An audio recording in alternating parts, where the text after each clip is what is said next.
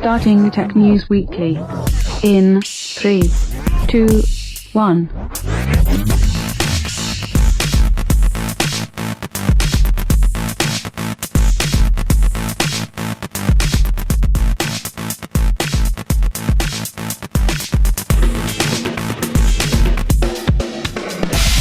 Hey everybody, welcome to Tech News Weekly. I am John Bub, and here with me today is, as usual, John Prosser.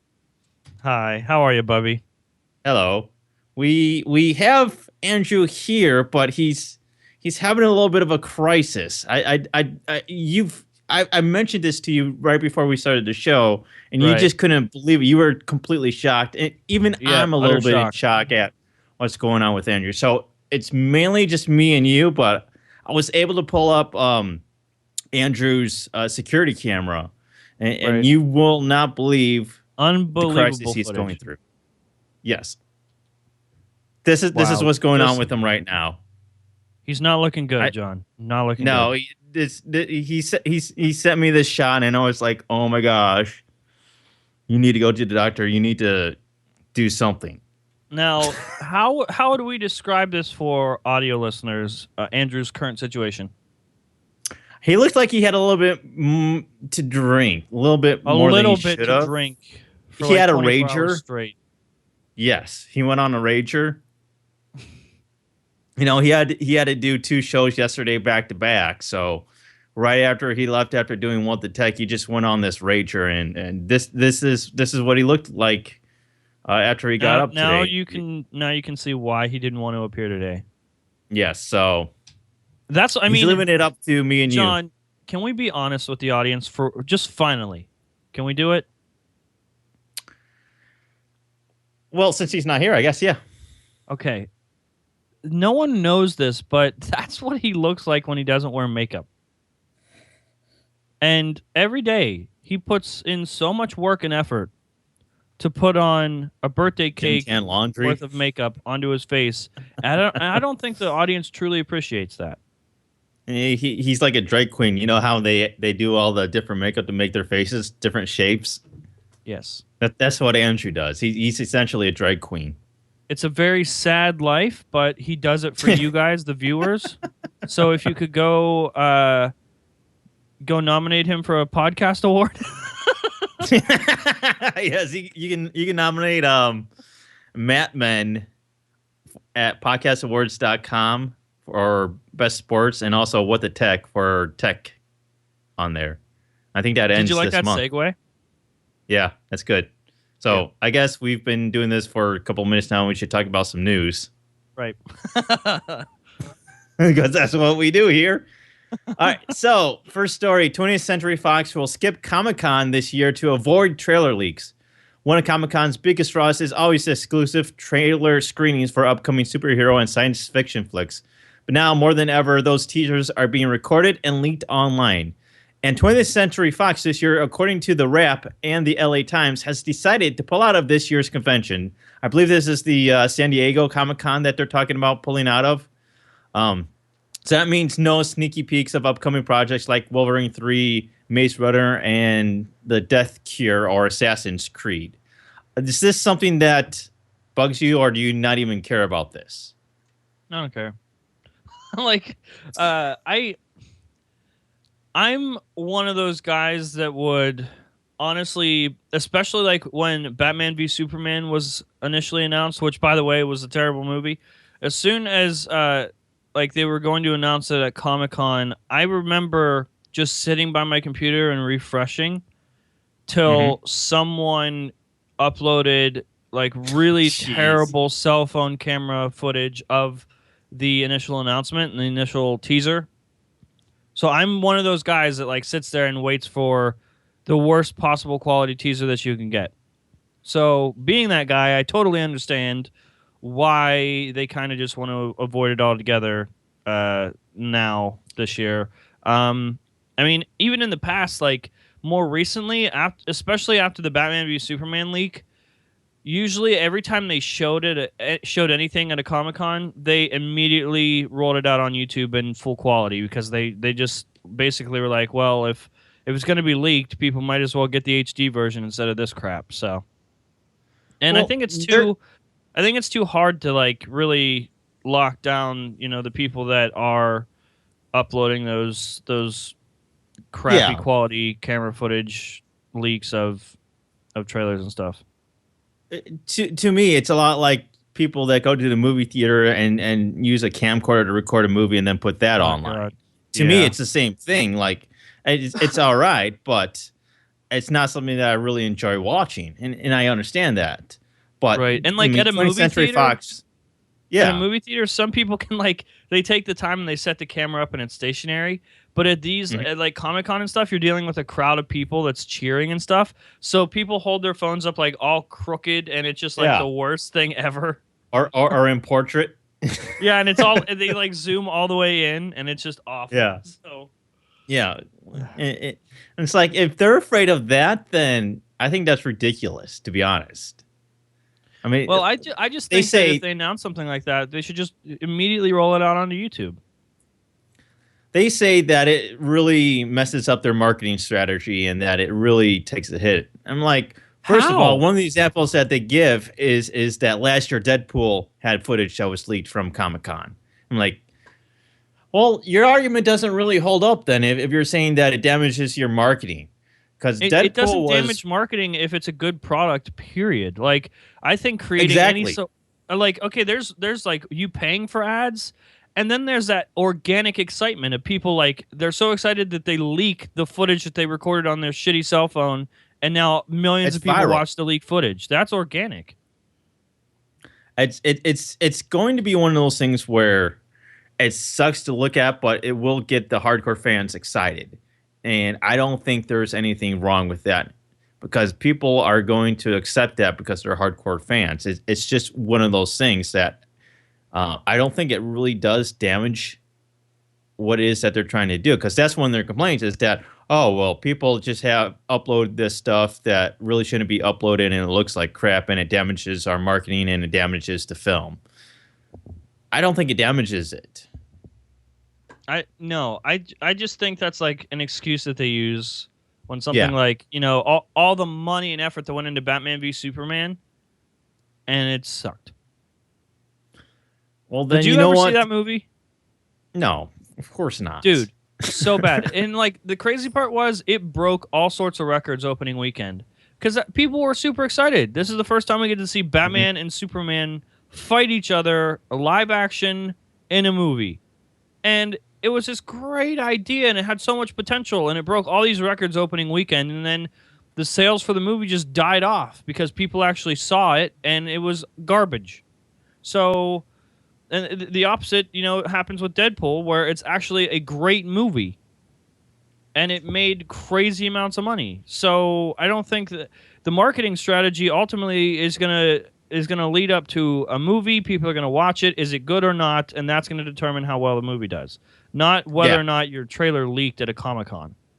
I couldn't agree with you more. It comes down to those two things. It comes down to the actual marketing of the movie, the interest that people have in that movie and how good that movie actually is. Right. And I think a perfect example of that is Deadpool because that footage was leaked online last year. Yep. And it's been one of the most successful movies of 2016. And they lost all that money because of the Comic-Con leak. Yeah. And that's why, all these studios are going back and reshooting stuff like Suicide Squad. Right. So... Speaking of movies, Comcast has actually acquired DreamWorks Animation for $3.8 billion. Yes, $3.8 billion. That's a lot of freaking money. Comcast subsidiary NBC Universal announced that it has snapped up DreamWorks Animation in a $3.8 billion deal that gives Comcast access to the successful animation properties such as Shrek, Kung Fu Panda, and How to Train Your Dragon. So this is pretty interesting that they're snapping this up. What do you think of this? I'm worried. Just like I'm hoping that it's still going to be standalone and they'll be okay. DreamWorks will still be DreamWorks, but like just the fact that Comcast has their hands all over some more original content being such a high-level movie production studio worries me because they already have so much control over pretty much everything at this point. I mean, they tried to buy Time Warner Cable last year, and it was such a shifty deal that the government stepped in and said no. So, like, Comcast they've got doesn't all care. this They just want money, to own content. yeah, if they've got all this money, why don't they make their cable boxes and cable modems better? Oh my God, yeah. $3.8 billion for DreamWorks. Great. You clearly have a lot of freaking money. Invest that in some actual good hardware, some good cable modems. The one that I have, the gateways that they have, absolutely awful. I can't stand it. The X1 platform, the cable boxes that you get that don't have the DVR, those are awful. I mean, fix those. Listen, these are your choices, Bubby. You can either spend your money to get yourself a large green man, an ogre, or you can improve your hardware to thousands of your customers. You pick one. I would always pick the green man, obviously. Always, huh?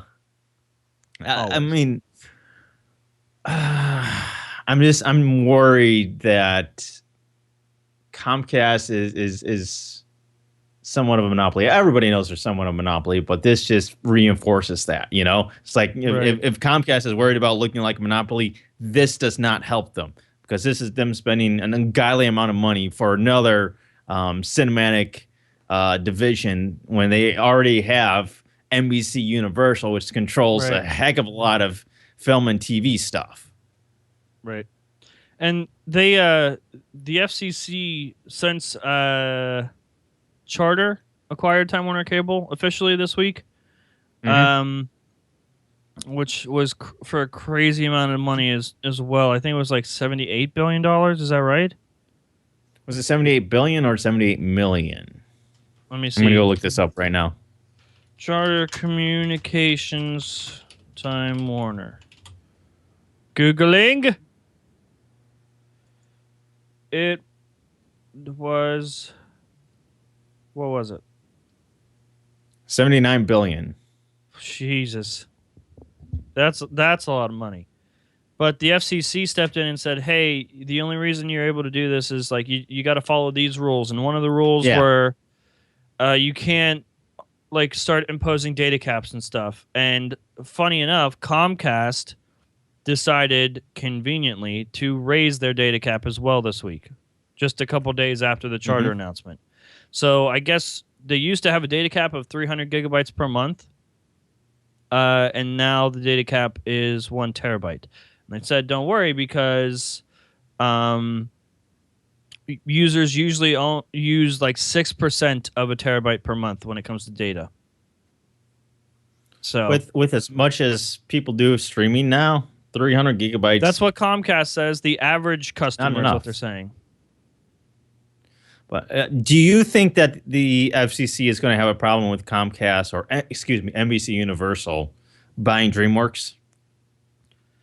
No, because it's like by buying DreamWorks, you don't have like control over much. I mean, obviously, they're their own company. They're a great animation studio, but like you're not taking control of thousands of customers like you are like with Comcast trying to buy Time Warner, where that would create literally an end-all, be-all company when it comes to cable and internet. And that just can't happen. So thanks, government. You the best. So moving on, another story in our lineup today is that YouTube is changing Content ID to be kinder to video creators. I know you're one of these YouTube creators. I am one of those. So we've had this issue, or you've had this issue, and you're very connected to this community where a lot of companies now have been abusing the Content ID system by making claims on videos or saying that they want to monetize people's videos. And then that actually either hurts the creator when they try to dispute that, because then nobody gets any sort of monetization while this process is going on. And that could take several months. And so now YouTube is saying that this is according to David Rosenstein, the Content ID Group product manager at YouTube. The Content ID update will recognize when a video creator and a rights holder want to monetize a video and then siphon any money made from video views into a separate purse, which is something I think you've talked about before. Right, and it's actually shittier than that. Before, what would happen was, if you created a video, and let's say you used a clip of somebody else's video, you were talking about, you were referencing another video, so you used like 5 seconds of that video. Something that would be considered fair use, correct? Correct, yes. But let's say another creator says, hey, that's my video, and he flags your video. He doesn't want to take it down, but he wants to monetize it. Instead of no one making money off of it, YouTube was paying the other creator. So any money that your video made, YouTube would allow that money to go directly to the other creator's AdSense account. Oh, jeez. So they were getting paid. And if you decided to dispute it, cool. If you won the debate or the dispute. The dispute, yes. If you won the dispute, YouTube would just be like, oh, sorry. That's it. Jeez. Like, you wouldn't get that money back. That's awful. The other creator just made all that money off of you, and that's it. And a YouTuber by the name of Grade A Under A, have you ever heard of him? I have not, no. I honestly think he would be one of your favorite creators. He is hilarious. So he made fun of something on Reddit, and he didn't have video equipment. So what he did was he used Microsoft Paint and he drew characters and he recorded audio with his phone. And it all sounds terrible, and it's like the production quality is terrible, but the way it's done is hilarious. And he got 1 million subscribers from that. And he just continued to make videos because they were hilarious and they're unique. And now he has like a Patreon campaign where he makes over 10 grand a month, and he still makes his videos the exact same way with his stupid cell phone and just, Microsoft Paint. They're still terribly done, but they are hilarious. And he calls a lot of creators out, and he called YouTube out. And he said, like, because it happened to him, and he said this flat out does not make sense. And the video was so well done that literally this is a direct response to it. That's what YouTube, Susan Wojcicki or whatever her name is, CEO of YouTube, said we're listening in a tweet, and then they introduced Content ID, or the new update to Content ID. So there you go. This is something that this idea has been floated around for more than a year now, though, hasn't it? And you would think it's common sense, though. Yes. Because that's really screwing over the creator if the company, the rights holder, monetizes that video during the dispute. It just does seem to make more sense for that to be put aside by Google or YouTube, so that while the dispute is going on, it can eventually go to whoever wins the dispute. That just seems fair to me. Yes, the process was just too automatic. You know what I mean? Oh, there's still a lot of stuff that's too automatic with YouTube. Oh yeah, and sure they can't keep an eye on everything themselves, but it just seems like even with this update, I fear that there's the whole system is still ripe for abuse. Yeah, I mean, we'll see how well it works. There's still going to be bugs and there's still going to be issues, but as a creator, I guess you could just, keep in mind that at least they're listening, sort of, or pretending that they're listening, I guess. So, this isn't a negative change. It's a good change. It's just really sad that it took so long, because it's common sense. Yeah. Yeah. So are you into any sort of gaming? Are you a gamer? Do you like games? Do you like Nintendo? Nope. No? No, but I hear they're launching a new console. This story. Nintendo has said that they're going to launch their new NX console in March of 2017. This is something that we've heard rumors about for quite a while now. Yep. And we've heard about this for more than a year now. But now Nintendo is actually saying that, yes, we're going to come out with this NX console, which I'm assuming is just the code name for it right now, in March of 2017 to replace the Wii U. We've heard other things from PlayStation, Sony, and Microsoft saying that they're going to also offer some sort of updates to the Xbox One and the PlayStation 4, some sort of 5-year later update that they're going to come out with in the next year or two. Do you think Nintendo is going to be successful with this new console? Man, I don't know. I mean, they really haven't had the greatest success track record with, the Wii U. Yes, it's been able to maintain a market presence, but it's clearly nowhere near as popular as a PlayStation 4 and Xbox One. And this isn't going to be as popular as an Xbox One or a PS4 either. That's just how it is. But Nintendo has such a strong presence in gaming and has for years and years and years. So I think success is relative in this story. I don't know that it will be, this crazy selling console and everything, but I mean, it will sell for diehard Nintendo users. I mean, if the Wii U sold, this should sell, and they say it's a brand new concept, which I'm interested to see. And I guess they're going to be ending production of the Wii U as well in 2018, I think. So that makes sense. Yeah. I mean, if they're going to come out with the NX, then why do they need to keep creating the Wii U after a year of the NX? Same reason why they just now stopped production of the Xbox 360, except the Wii U sucks, so they're going to stop it earlier. Yeah.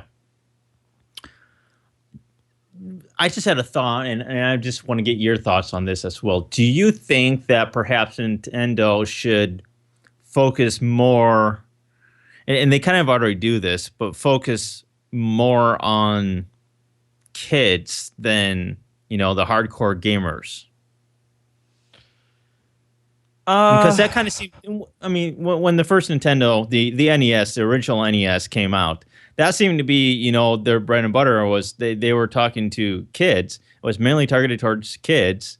And whereas, yes, you do have those hardcore gamers that are into Assassin's Creed and Call of Duty today with the Xbox One and PlayStation 4, but it almost seems like there's no way that Nintendo could ever capitalize on that market because Sony and Microsoft and even PCs have such a lock on that already.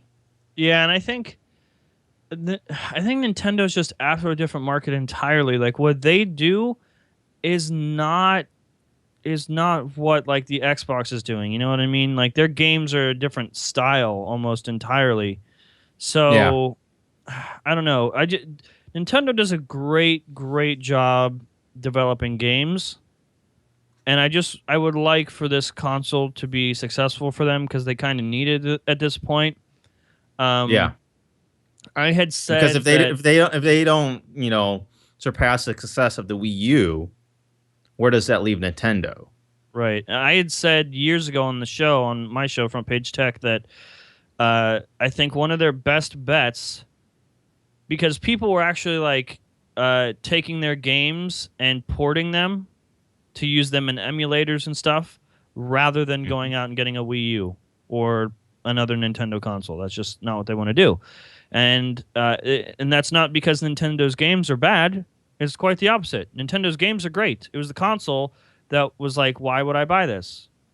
So something I recommended was maybe it's time for Nintendo to take their games and put them on a platform that you can guarantee everyone has, which is a smartphone. Let people play your games on a smartphone through an emulator or something like that. I think that would be successful, and I think people would buy them too.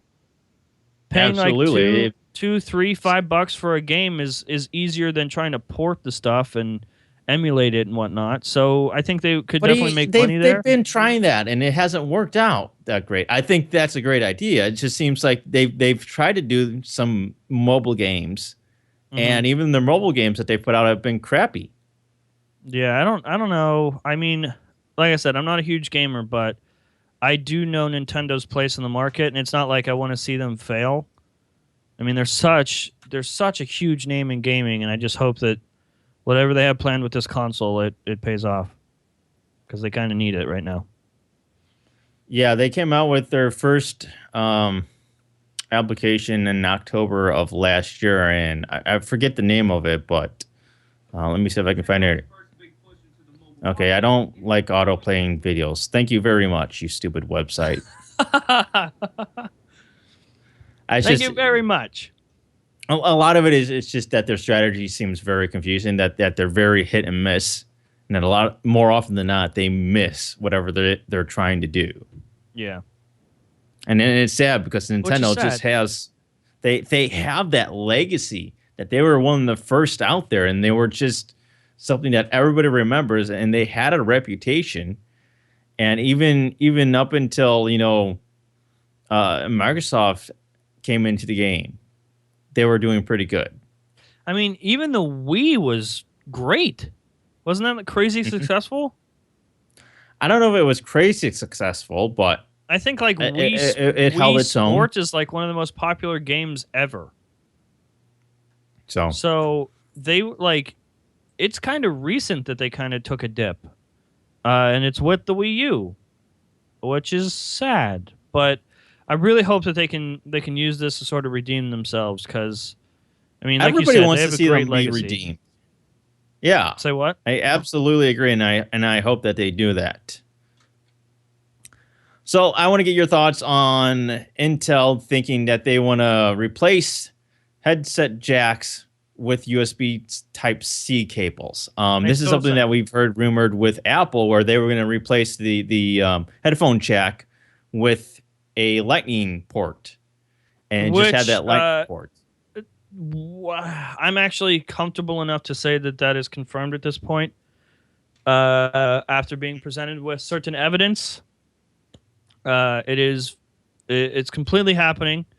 The iPhone 7 will not have a headphone jack, and that makes total sense because the headphone jack, as it stands today, is one of the oldest pieces of hardware that we put into phones. Like we've updated it works so much. so well. It does, but like I think we can do a bit more with a digital signal going in. You know what I mean? So if we plug, the whole plan is they want to make the phone thinner. So yes, take the headphone jack out. They don't need to make phones thinner though. They don't need to. Like if you held an iPhone 6s, it's nuts. Yes, like exactly. That's my point. Is they don't need to make it thinner. Yeah, I think if things get thinner, then they're just going to become more awkward to hold. But whatever, Apple's going to make a thinner phone regardless. So they're taking the headphone jack out.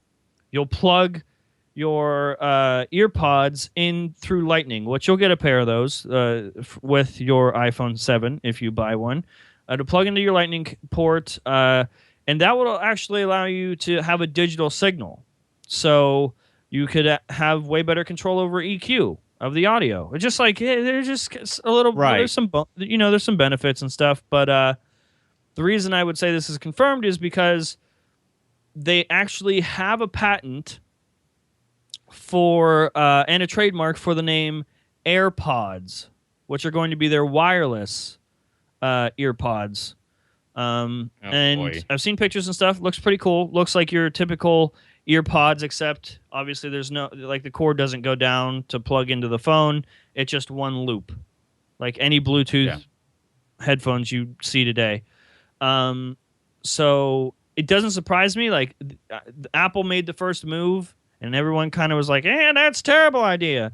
And now, of course, we're going to see it advance further because that's just what's going to happen. That's the way we're moving. That's the direction we're heading. Makes total sense. And if Apple's going to do it through Lightning, why not do it through USB Type-C? We can, so why not? Yeah. Well, here's my issue with this, and I do see the benefits of the audio improvement because you can do more audio processing that way. However, I have a problem with them eliminating that port, the headphone jack, and just leaving one jack for everything. And this is my problem, is that once you do that, and if you're watching a movie and you have low battery, well, now you have to have all sorts of crazy expensive adapters in order to have both your headphones and your charger plugged in at the same time. Yep. Whereas now you can easily plug in headphones and your charger because you have those two dedicated ports for those purposes. Whereas if you just have a USB Type-C, do you think this will encourage more and more people to get wireless headphones?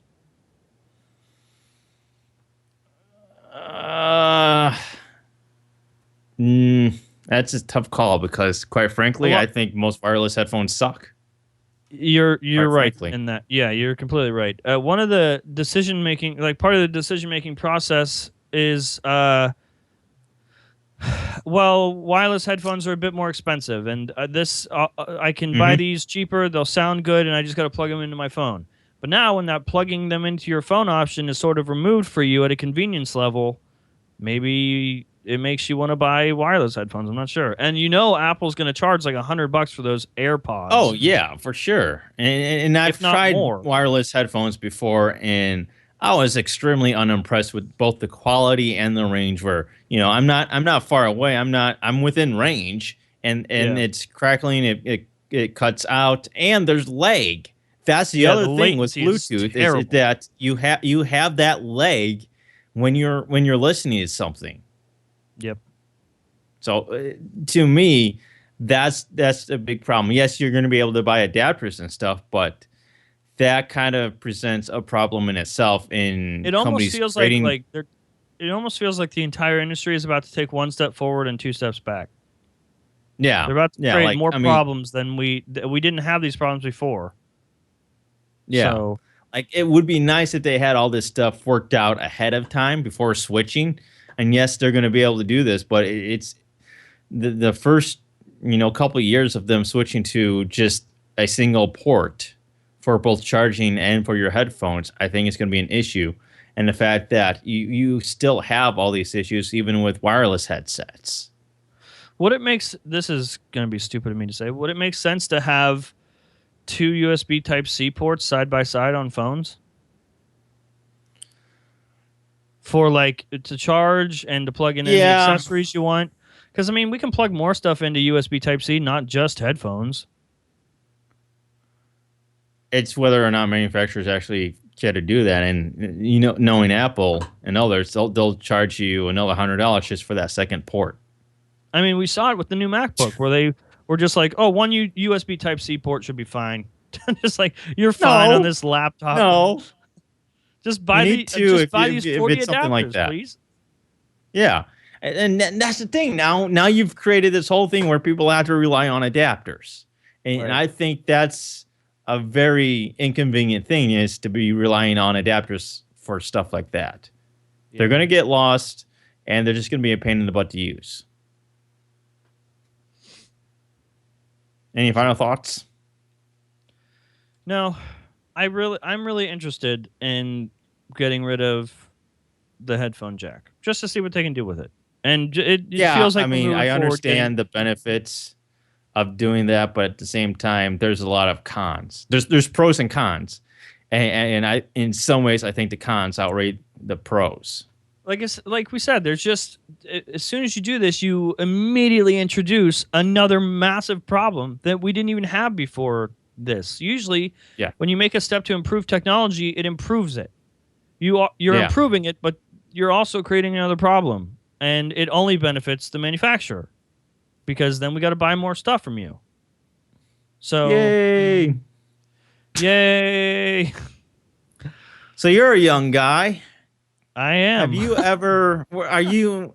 Did you ever watch? Were you around to see MTV Cribs? Yes. Do you know what MTV Cribs is? Yeah. Okay. Unfortunately, So you're familiar with the show MTV Cribs.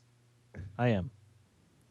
So according to some people, MTV is bringing Cribs back, but with a twist. It's not going to be on MTV. It's going to be on Snapchat. MTV is reviving. Are you serious? Yep, MTV is reviving Cribs, that show that gave us a peek into homes of A to Z list celebrities, such as Mariah Carey. And according to Variety, it's not going to make you feel like the early 2000s again, though, since it's going to be designed specifically for Snapchat in an effort to know about entice this. younger audiences to tune in. Mm-mm. We already know that you don't like Snapchat, so this, I'm guessing, doesn't But do I get anything it now. I for get you. Snapchat, but the problem is you are going to put so much money and effort into producing something that's going to be gone after 24 hours. Is that how it works? Is that what you're doing? doesn't have to be though. I mean, it sounds like all they're gonna do is have the celebrities use their stupid phone, take a video of them talking about something, send it over to MTV, and MTV post it on their Snapchat. Oh God, I don't know about that. This. Doesn't sound like a whole lot of work. Pay them $1,000. I mean, it's still money. Yeah, it doesn't sound like much. Pay $1 million. It's MTV, but I mean, after all. How is MTV going to make money off of this? I don't think they expect to. Is Snapchat paying them? Or why would they just throw money into a hole? Because they can. Because they want to entice younger audiences. It's very... This whole idea of putting this kind of content on Snapchat, an ephemeral type of service, just seems very novel. Yeah, I guess we have to see it first, because right now it's like, I'm like, what the hell are you doing? This is the thing. I use Snapchat. I never look at any of the stuff unless it's something sent from my friends. Exactly. Do you ever go and look at the Discover stuff? No, I don't care about what anyone else is doing. Unless you're sending stuff to me and you're my friend, and I'm interested in you and want to see what you're doing, then I don't care. Yeah, just having this show up as another thing, MTV Cribs. Okay, how do I even say this in a way that makes sense? Snapchat feels like a personal social network. And I don't want to blend my friends' stuff with this high production corporate stuff from MTV or anyone else. I just don't want it. So you're not interested in seeing Wiz Khalifa's crib? Who's that? He's a rapper. Or no, 2 Chainz. No, I don't care that much about 2 Chainz. Well, that's pretty much all the news that we have for today. So, anything else you want to talk about? Nope, that's it. How's Andrew doing? No, let's check. He still doesn't look all that great. Yep. We'll check back next week. So where can people find more about you if they're interested in the stuff that you do, such as Front Page Tech? Front Page Tech. You can Google it. Just Google Front Page Tech and the stuff will come up. YouTube.com/FrontPageTech. FrontPageTech.net is the website. At Front Page Tech on Twitter. All that stuff. Google, and you've been doing this other show with a guy named Jordan Brown called Binged. Binged. Yeah. It's a... so we basically... The plan is to take what you normally binge watch on Netflix, Hulu, or wherever, and talk about it, spoil it, go in depth, dive deeper into theories and stuff. And right now, it's Game of Thrones season, so we're talking all about Game of Thrones, spoiling everything, and recapping every episode every week. And it's on GFQ. So if you want to see any more about GFQ Network, go to gfqnetwork.com. Subscribe to all of our shows. We're on iTunes. We're on Google Play Music now. That finally launched, so that's the thing now. And you can follow us there. All our links are on our website now. We have been on Google Play Music Podcast for like a year and a half. Everyone else is now on Google Play Podcasts. So make sure you subscribe to us somewhere. Wherever you want to subscribe to us, we're there. We're on YouTube, iTunes, Google, whatever you want to subscribe to, we're there. Follow us on Twitter at GFQ Network. You can follow me. I'm at Suncast with the K, SUNKASD. And, of course, John Prosser, which is John_Prosser. Correct. And that's it. Take care, everybody. Later.